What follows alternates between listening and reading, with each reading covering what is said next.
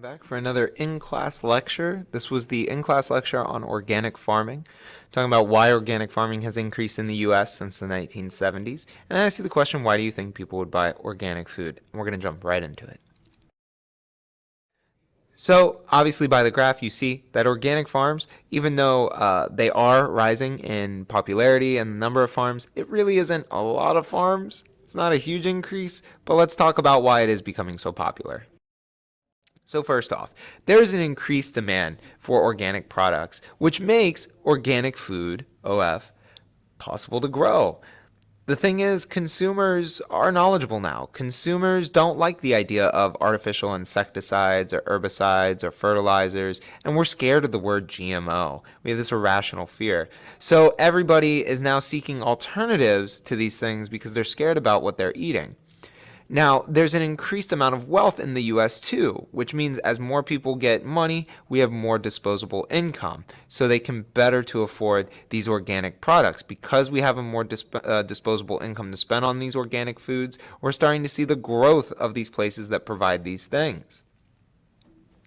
Now, people also are concerned about the treatment of animals. We get really upset when we see, these chickens get pumped up full of GMOs and they're so big that they can't walk. And we feel bad, so we get the organic chicken because we know that they were probably raised in a better way and it makes us feel better. And of course, advertising makes organic products really appealing. I mean, look at the Sprouts picture in the middle. That looks great. That looks like I want to go there. I want to buy that food. It all looks so great and fresh. And as I mentioned, all of these things have led to the growth of supermarkets dedicated to organic food. The fact that we have, Whole Foods, Sprouts, Greenwise markets, Trader Joe's, just more and more shops dedicated to just organic food.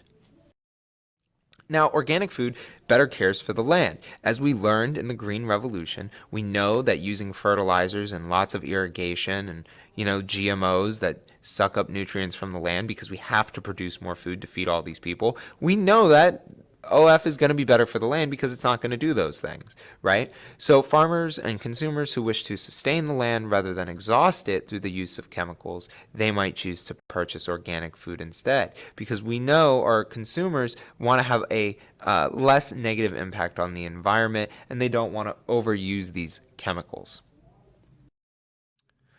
So, why else have we seen the rise? So not only do we have the people who want this stuff for whatever reason they want it, for health reasons, or they felt guilty, or they're just seeing all of the marketing. Well, where's the organic food coming from? The fact is that when we talked about agribusiness, they buy out these small farms. Small farmers don't have a chance to try and compete with these big farms, especially in staple crops or raising cattle. So instead, they switch to organic food, specialty food, because now they finally can sell their products again and they don't have to compete against these big companies because these big companies can mass produce goods that the small farmers just can't keep up with.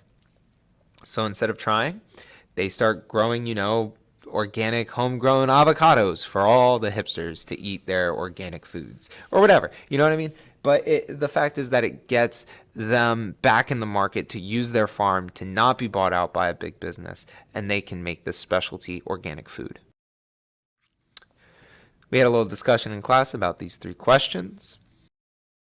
And then we looked at a simple chart breaking down Apple 1 versus Apple 2, the idea of organic versus conventional, and had a little discussion. Or I think it was a small farm video. And then talking about community-supported agriculture. So this is something really unique and has come up in recent history. It's an idea that we're going to connect the people that want to buy food to the people who produce the said food. So consumers will subscribe to a farm. I know we're all subscribing to things in 2020 and 2021. And they receive harvests from that farm, right? They get letters about updates. There's stuff going on at the farm. They invite their subscribers to come to the farm to help out, to harvest food. They get discounts. And these are small organic farms and people really jump on this, right? Because they can directly be involved in their food and they know exactly where their food is coming from. And then we asked the question, can we do it? Explain why organic farming has increased in the US since the 70s. And we ended with an independent practice.